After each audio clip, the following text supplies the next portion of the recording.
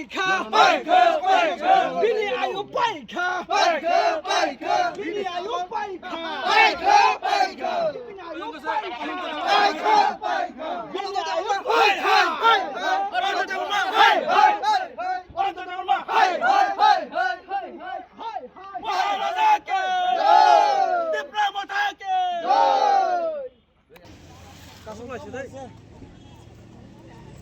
Ini tu bina atmo enggak tahu siapa mau.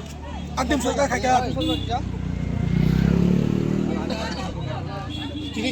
আর 21-এ যে সময় অনন্তদেব মা আমাদের বনবাজার 26 আসামের প্রার্থী হয়েছিল ওই সময় ওনাকে আমরা সকল জনগণ মিলে বিপুল ভোটে জয় করার পরে যে প্রতিশ্রুতিটা আমাদেরকে দিয়েছিল বনবাজার এলাকার মানুষকে যে প্রতিশ্রুতি দিয়েছিল একটাও কোনো কাজ হয় নাই।